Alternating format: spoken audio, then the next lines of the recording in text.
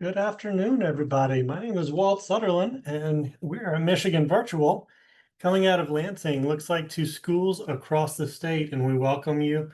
So glad we can have a lot of classrooms join us today for our second student webinar on AI literacy. This is also when we will be rolling out our student guide to artificial intelligence, which you can find on our website, and we will post some links in the chat throughout. I would like to introduce our AI strategist, Karle Delo, who will be facilitating today's webinar. We also have Mr. Aaron Bothman and Ken Durkin from our AI lab, who will be answering questions, and we encourage you to place questions in the chat or use the Q&A feature. Karle, take it away. Thank you so much, Walt. So I'm encouraging people to utilize the chat to let us know where you are coming from. Let us know the grade level of students that you have. My name is Karle Delo. I am an AI strategist here at Michigan Virtual, and we help teachers and leaders across the state learn more about artificial intelligence and how to use it responsibly. And students are an incredibly important part of that conversation. I was really excited to be involved in this project because as I've traveled across the state and across the country talking to all of these AI experts, some of the most incredible and inspiring conversations I've had are actually with students.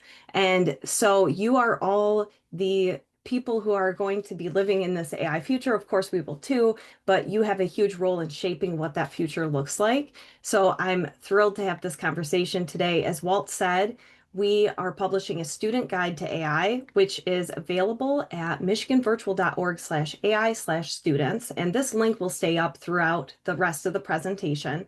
And it's a list of the top 10 skills, mindsets, and habits for using AI with confidence. And my role today is to really share some of the most, we won't go over all 10 tips, but we're going to go over some of the most important things that all people should know before using AI. But your role is also very important today. You know your world, your context, your peers. And so your goal is to really think about how does all of this fit into what you know and understand about AI and your own context. And we are going to go low tech today, which was a really intentional choice. So all you're going to need is a piece of paper and a pencil. And the reason why we chose to do that is because what is most important today is not technology, it's you. It's your reflections on the topic and the conversations that this will spark in your groups. So there will be a couple of times where we pause and ask you to share ideas with your teacher by raising your hand, and then the teacher is going to type into the chat for us. So we will start out with a reflection question. So I want you to get out that piece of paper and answer the following question. I'll give you about 2 minutes. Write down 3 things that you think people your age should know about AI and why they are important. There's no right or wrong answer, and this is just for you. So individual time, I'm going to start a timer. Write down 3 things people your age should know about AI and why those are important.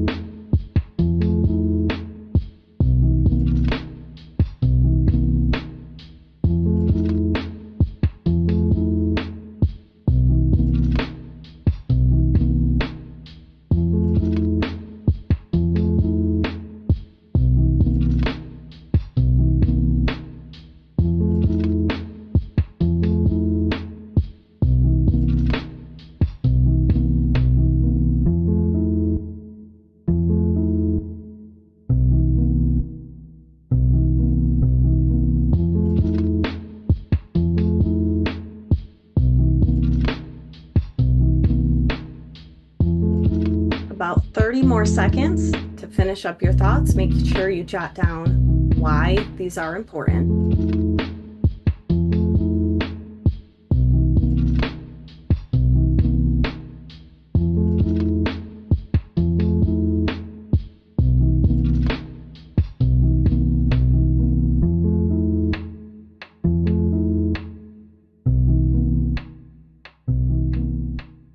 All right, go ahead and wrap up your thoughts. So on this paper, keep this because we're going to come back to it. And I'll ask you to write down a few other things throughout our time together. You can also use the other side of the paper to take notes however you want, or write down reflections however you want. So let's dive into the first tip, which is know where and how AI shows up in your life. So on your paper somewhere, just jot down how many times do you think you've used AI today? So on your paper, just jot down how many times have you used AI today? We'll revisit that in a moment. Artificial intelligence is really any computer system that learns from data to make predictions, decisions, or generate content that's typically done by humans. So it's a really broad definition, and it's actually been around as an idea since the 1950s. So that term is not new, but you feel it most in the apps that you use every day. And some of those might surprise you. So from the moment that you pick up your phone, you're interacting with AI. So especially social media, things like TikTok and Instagram, as you go through different videos or scroll through, there's an algorithm that notices which videos you're spending more time on, and then it is using that information to curate that For You page or that feed, and that is artificial intelligence at work. There's also things like Spotify and Netflix that are recommending specific shows to you. That's also artificial intelligence. And what came around in 2022 was generative AI, became much more advanced. And that's when we got the Chat GPT that a lot of people know about. So I like to call Chat GPT the Kleenex of AI. It's the one that most people are familiar with. And we're going to talk mostly about that kind of AI today. But the reason why this is important to think about is I used to have to go to ChatGPT to interact with AI, but more and more what we're seeing is that generative AI tools, like the same technology that powers ChatGPT, is being pushed into tools that we use every single day. So things like even Microsoft tools, Snapchat has an AI, there's an AI overview that shows up at the top of a Google search, and even in Amazon, there are AI generated customer reviews. So this is important because it's making it harder and harder to opt out of AI or say, I just don't want to use it. And it makes it even more important that we understand the basics of how these tools work. So I want you to look back at that number that you wrote down earlier and do a little recalculation and give a thumbs up if that number is higher than what you wrote down, knowing all of this. If it's about the same, give a thumb sideways and then thumbs down if it's lower. So go ahead and just show the rest of your class your recalculation. And I'll say that if your recalculation is higher now, you are not alone. So this was from a recent survey that found in 1 week, 99% of US adults used at least one AI-enabled service, but 64% were unaware that they were using AI. The reason why this is the first tip is because noticing is the first skill. If you can't recognize AI's influence, then you can't question it, you can't challenge it, or use it to your advantage. So that's where we're going to start. And the next step or the next tip is to protect your data or protect what you're putting into AI systems. So I want you to think about why might AI companies want to collect data or information about their users. Students, raise your hands. Teachers, call on a few and type them into the chat. So I'll start the timer. Why might AI companies want to collect data about their users?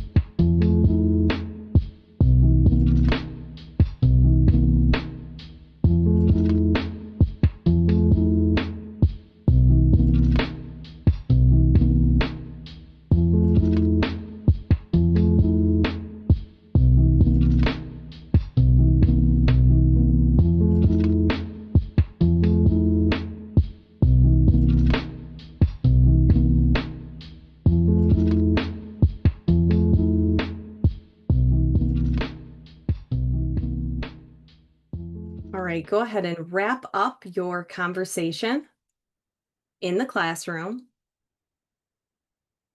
All right, thank you so much for that engagement. I'm gonna give a side note right now. If you have questions that come up throughout this, please write them down on your paper because we might have time later for answering some of those questions, and we'll have a place where you can send those questions, even if we don't have time to answer them. So I'm going to go through what some of the people put in the chat. A lot of people talked about money, ways to make money. So one of the goals of a lot of technology companies is to keep you using their app or whatever their technology tool is.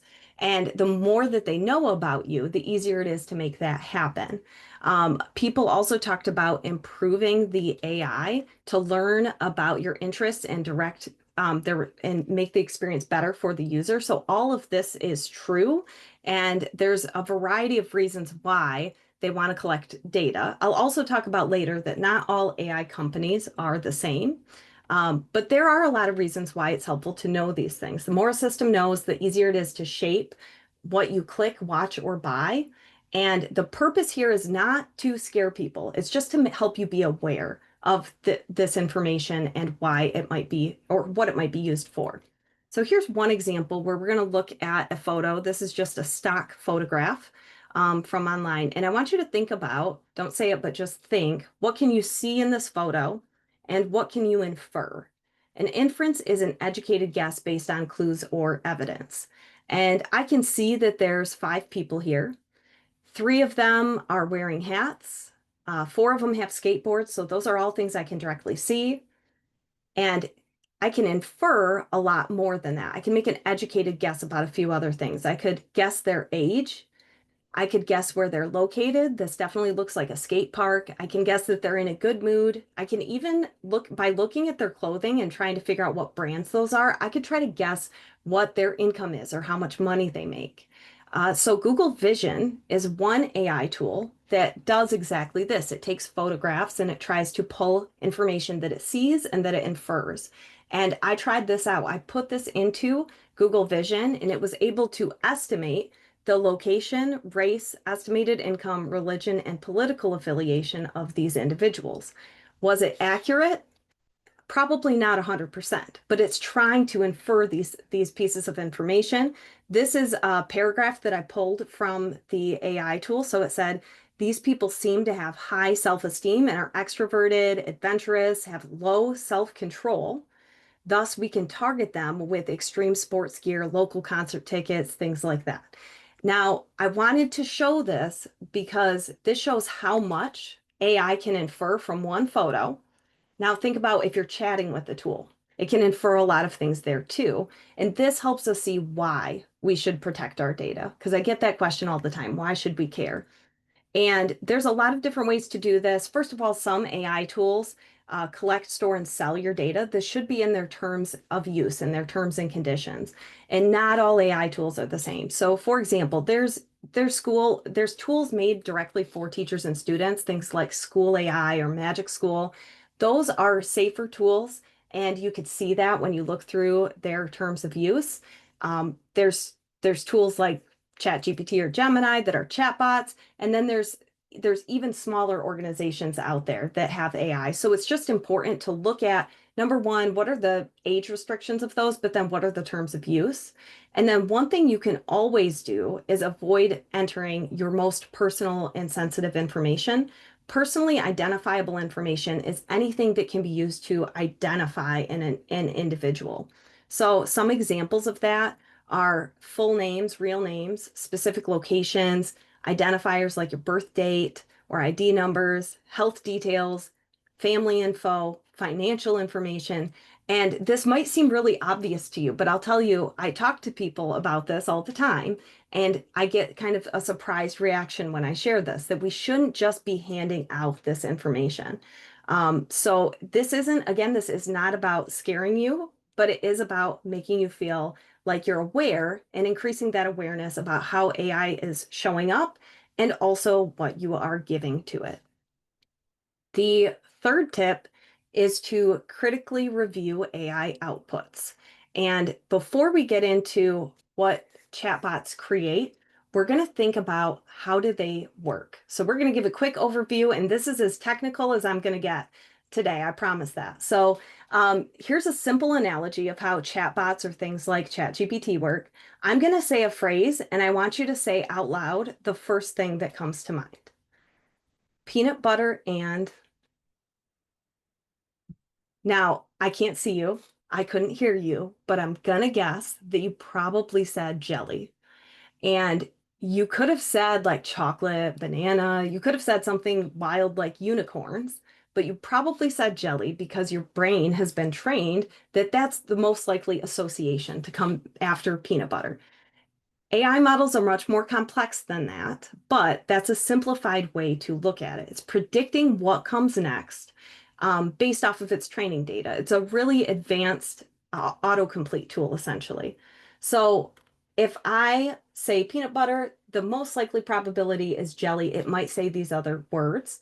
And what these AI tools do is if they always gave us the same exact response, they wouldn't be as useful and they wouldn't seem very human-like. And remember, AI is anything that mimics human behavior. So what a lot of these models have done is they add this thing called a temperature control, which is almost like the creativity dial on these models. And if I turn up the temperature of a model, what it's going to do is um, pick one of the less likely words. It's not always going to pick jelly. So to go back to that example, if I turn up the temperature dial, it's like telling the AI, I know the most probable answer is jelly, but I want you to be more creative. So pick a less likely word, like banana or even unicorns, right? And so this is a question I get is who sets the temperature dial? And part of that is the people who create these models. Another part of it is actually in how you prompt the tool. So if you tell the tool that you want a really creative response, it's going to try to it's going to try to compute outside of the box. It's important to know that AI is not actually thinking, it's computing. And this is part of how it works. In addition, it's important to know that AI is trained on text, not truth. So large language models, things like ChatGPT, they're not trained on facts. They're trained on a lot of data scrubbed from the internet, and a lot of these tools are gathering information from sources like Reddit, which is just where anybody can post their thoughts. Not everything on Reddit is true, and these AI models don't know what's true either. They're not all-knowing machines. They just know what words are most likely to come next. So here is a case in point. I asked ChatGPT a few months ago, what are some surprising facts about AI that I could share? And this is one of the things it told me. It said that in a Stanford study, ChatGPT generated fake citations 81% of the time. Now, I was thinking that right away to me was very surprising and raised a couple of red flags. It's like, that's a lot. There's no source that goes along with this. So I was skeptical. And I took this statement, I copied and pasted it right back into ChatGPT and asked if it was true. And it told me that no, it was actually not true. So this is the technical term for this is called a hallucination, which is when AI just makes up information. And there's a variety of reasons why this happens, but I want us to be aware of that because if AI can hallucinate about AI hallucinations, imagine what it does with topics it's less familiar with. So that should inform how we are using this tool. Now, I still use AI and there's still positive ways for it to be used, but we should be looking out for things like specific numbers or data, broad generalizations about a group, something like studies show without a lot of detail there. And I see this one a lot, an eye-catching quote. So I ask AI for quotes in the morning, for example. And one thing I always have to put is make sure that these quotes are from a real human, or else it is really quite likely to just make up a quote. Now, with all of these, there's something you can do to modify for that. And that's saying things like, give the original source, which studies, provide the name of the author. So there's things we could do, but we should be really aware that AI outputs are not always accurate. And human judgment is so important. We're not going to go to AI for just one answer. But we can go to AI for ideas, knowing how it works, knowing what it's collecting from us, and being more aware of where it's showing up in our lives. So the next tip is asking, should I use AI for this? And this is all about not becoming over reliant on AI. We don't want to do that. I'm going to ask a quick question. So, a recent survey from Gallup asked Gen Z individuals ranging in age from 13 to 28 what their concerns were when it comes to AI. And I want you to try to guess what they said. So, what percentage of Gen Z is concerned that AI might harm their critical thinking skills? Hold up a 1 for your classmates to see if you think it's 29%, a 2 for 39%, 3 for 49%, or 4 for 59%. So just hold up, what percentage of Gen Z do you think believes AI will harm their critical thinking skills? The correct answer. Oh, thank you. Yeah, Walt's saying guess with your class, then teachers can go ahead and put a consensus in the chat. Thank you. So the correct answer is 49%. All right, so almost half. And this is also a concern that I hear when I talk to adults about AI. And it's a valid concern, but it depends on how we are using it. So this is a study from MIT called Your Brain on ChatGPT. And there were 3 different groups. Participants were asked to write an essay, and one group could use AI however they wanted to. There were no restrictions. Another group had access to a search engine like Google, and a third group could only use their brain. And right after they wrote this essay, they were asked to give a quote from their essay. They could pick literally any quote from the essay, and over 83% of students who used AI could not provide a direct quote from the essay. So this goes to show us that if we over rely on AI, there's no information that's going to stick. And to me, this study wasn't surprising at all, because this would be like expecting to get strong by watching other people work out. That's just not going to happen. You have to struggle in order to make gains. And the same is true with learning. This group also had less original essays. Their essays were more generic. So let's keep in mind that struggle is a required component of learning. And if you over rely on AI, then you're missing out. So AI can be a really positive coach. It can be used to assist us. A teacher, for example, might use a tool like School AI to help give students feedback on their writing. I've seen that done in really successful ways where students gain some confidence from it. I've even seen scenarios where they conference with their teacher based on the AI feedback and what they wrote. And it could be a really helpful guide, but having AI do all of the work for you or using it as an easy button isn't really helpful for you. You're not going to gain much from it.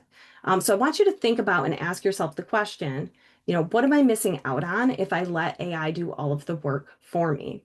And going back to this idea of original ideas, if we just have AI do the work for us, it's going to create less, the content it creates will be of a lower quality. You may have heard the term AI slop, and that's the term given to anything like things that AI generate that doesn't have much value to it. And we don't want to live in a world where there's AI slop everywhere. We want your original thoughts and ideas. So let's aim to use AI as an assistant. And a key tip is that the first draft should be your own. Then we can use AI to refine from there. And we should be viewing AI as a teammate instead of something that's just going to do the work for us. So these are the first 4 tips. Know where and how AI shows up in your life, protect your data, critically review AI outputs, ask, should you use AI for this? And then we're going to jump ahead a little bit. In the student guide, you could read the others. But the 7th tip is really important because it's about setting your own boundaries when it comes to AI. So your school might have an AI policy, so might your job or your future job. Michigan Virtual has an AI policy that I have to follow. Your parents might set expectations too. So there's likely going to be boundaries that you always have to work within, but you also get to set your own boundaries of when it's okay and not okay to use AI. And it's okay if that looks slightly different from the person next to you, as long as you're working within the boundaries that have been given. So a good example of this is there's a lot of really hot debate topics where even experts don't agree when it comes to artificial intelligence. I got into a really interesting conversation with middle school students a few months ago, and we talked about AI art and are AI generated images considered art or not? What about AI generated movies or music? And it was such an incredible conversation, and we all had a slightly different opinion on that. And what was more important than us all agreeing was that we were even asking the question. So that's what I want to encourage you to do is ask these types of questions and really think about what do you value the most and what's important to you. So take a moment to jot down on your paper, what is a topic related to AI? And you can pull from this list or you can think on your own. What's a topic or a debate in the world of AI that is important to you? Just take a moment to write that down on your paper.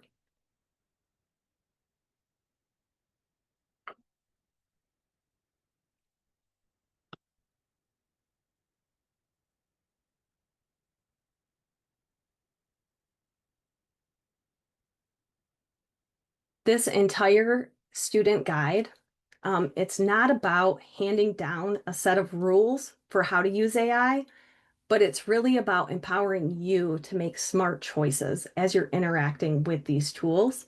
And you have a lot of agency, you have a lot of choice coming when it comes down to how this is going to show up in your life, which brings us to this last tip. We're going to skip ahead to tip 10, which is about keep learning and adapting. This is going to be really important in a future where we see more and more AI. So we're going to do another interactive question where students are going to raise your hand and teachers call on students and then type it into the chat. The question is, what are some skills and abilities that you think are going to be important and needed for a future with AI? Try to think 5 years out, 10 years out. What are those skills that will be really important? Raise your hand, teachers type them into the chat.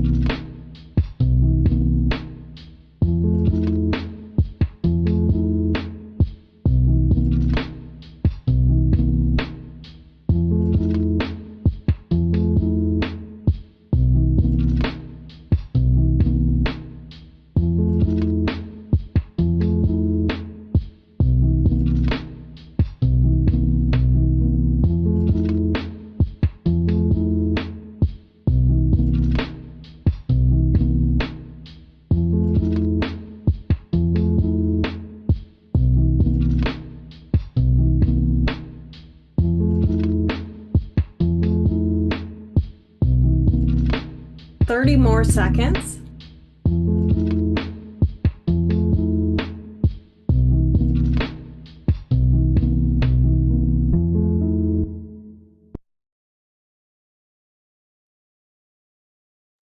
All right, go ahead and wrap up your classroom conversations.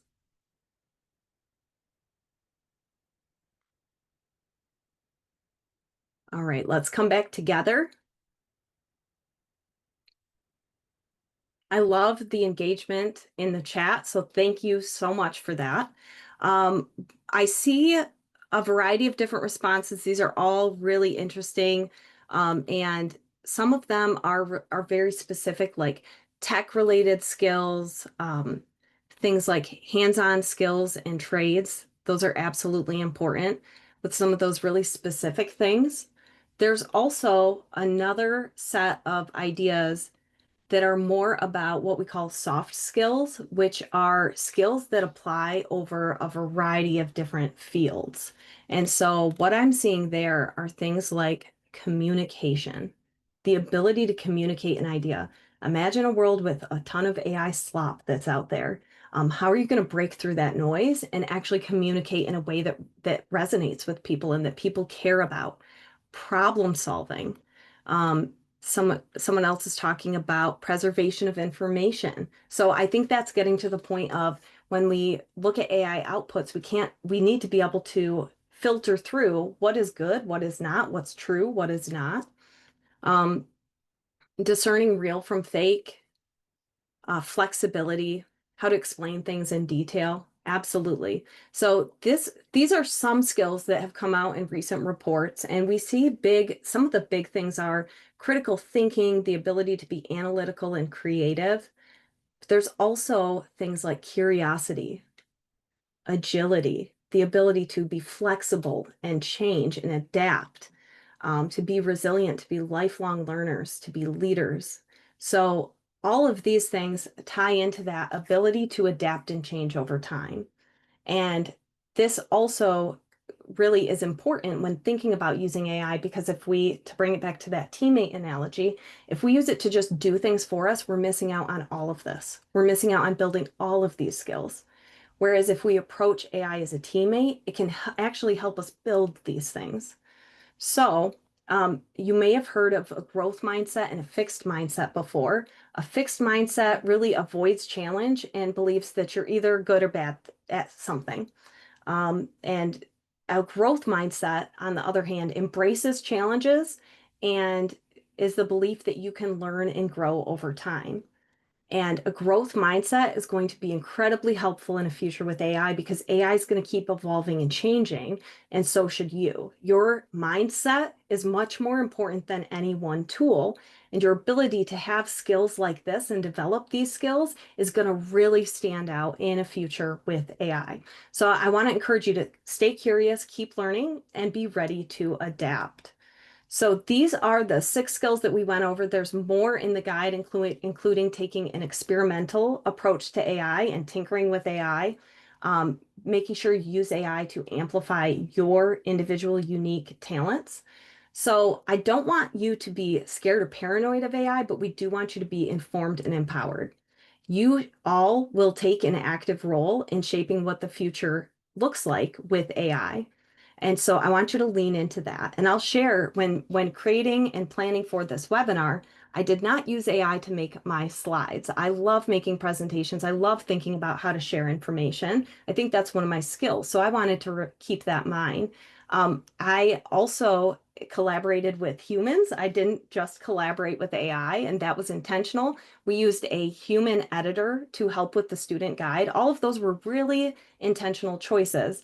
Now, I did use AI as a teammate. I used it I recorded, for example, a practice run of this webinar and I asked for some feedback. And then I had to use my human judgment to determine what parts of that feedback do I want to take and where do I want to say, you know what, I'm going to trust my own judgment and keep that part of the webinar there. And so I want to encourage you to use that mindset moving forward. A quick reflection, go back to that first thing that you wrote down at the beginning of the webinar. When you wrote down, what are 3 things people your age should know about AI and why those are important?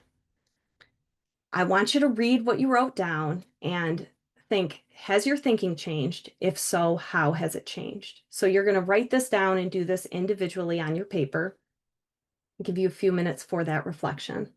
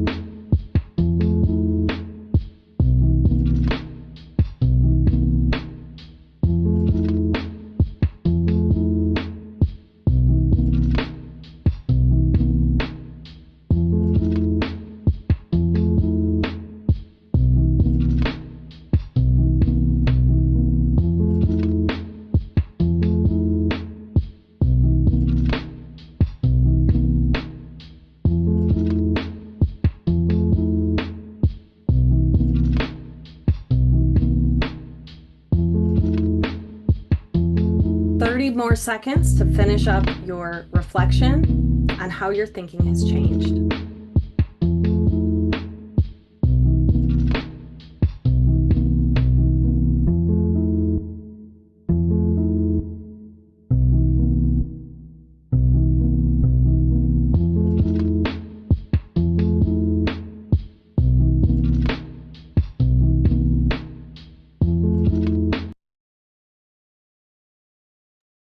All right, find a good place to pause. And I just want to reiterate a really important part of this is your individual reflections and then conversations that are sparked after this. So this should really be seen as a starting point. And we want to hear from you. So if you have questions, feel free to put them in the chat. We have 4 minutes here until we're going to do a wrap up. So you can put your questions in the chat, but also we have this email address where students, you can send your questions directly here. And we are going to look at all of these. And even if we don't get to them today, the questions today, we can add these to our student guide. We're going to add a frequently asked questions section. And we want to know what those really big questions are. So feel free to put those in the Q&A. I'm going to answer a few were sent in advance, so I want to make sure I respond to those as well. So one of the top question that we got was about AI and the environment. And so they're asking about the impact of AI on the environment. And what I want to encourage you all to do, again, is to set your own boundaries when it comes to this based on what you value and also the information that's out there. So when it comes down to the energy use of AI, some of the headlines have been sensationalized a bit because that's kind of the world that we live in. Same thing with if we go back to that MIT study about your brain on ChatGPT. Some people titled that study ChatGPT causes brain rot. And of course, we talked about that today. Not all AI use is the same. Some of these headlines about environmental use have also been sensationalized in a similar way. But there is a very real impact that AI does have on the environment. So something that we should really be thinking about is also how corporations, where and how they're building data centers, because that's having a really big impact on local communities and what restrictions or lack of restrictions are in place. When it comes down to individual use, everybody still has an impact, but most people are surprised to learn that, for example, streaming video and streaming music uses more energy than a ChatGPT interaction or using ChatGPT for a similar amount of time. So you get to set your own boundaries. They could be different from mine. The answer is less important than the question that we're asking and that we're questioning these things in general. So there's other questions in here. What was the inspiration for ChatGPT and who created AI? Those are great questions. I will let my colleagues answer some of those in the chat if they want, and we'll get those into the FAQ. Are there other questions? I don't know, Walt, if you saw any in the Q&A. So Walt's saying Ada Lovelace in the 1800s first offered up the idea of a thinking machine. John McCarthy coined the term in 1956, and Alan Turing popularized the idea by creating this Turing test, which is used to help determine if as humans we can tell the difference between an AI system and a human system. John asked if there's one misconception about AI you wish people would stop believing, what would it be? Oh my goodness, that is such a good question. I would say that it's computing, it's not thinking. And I would really, that's why we spent some time going into the technical details there. That one's definitely gonna go into the FAQ because I want to process and think on that too. But that's one of the first things that comes to mind. Do video games use AI? That's a really good question. I want to look into the technicalities of that. I would guess that some do, especially online games, but I don't want to make a blanket statement there. So check the student guide FAQ for that one. You can absolutely send those questions to this email address, and we'll continue to look at those and add those to the student guide. One thing we want to share is there's a survey. We would love your feedback. So all of that is available right here, but Walt just also put it in the chat. So teachers, if you have time and can do this with your class right away, we would love that feedback on what worked, what didn't work, what do you want to see more of. And I also want to give some time for one more opportunity. So, Walt, if you want to talk about this additional opportunity. Certainly. Thanks for a great experience here, Carly. This is from our friends at Michigan Association of Secondary School Principals. So if you are a high school teacher with your class today participating, there's an opportunity for you to go to their Catalyst conference in December as a team, and you can scan this QR code or go to the MASSP website for more information about this event in December, where your team can put together what does your school's plan look like for artificial intelligence, and it includes student voice, which is so very important. So thanks everyone for participating today. Carly, thank you so much for leading us, and we look forward to seeing everyone else at another Michigan virtual webinar soon. Thank you.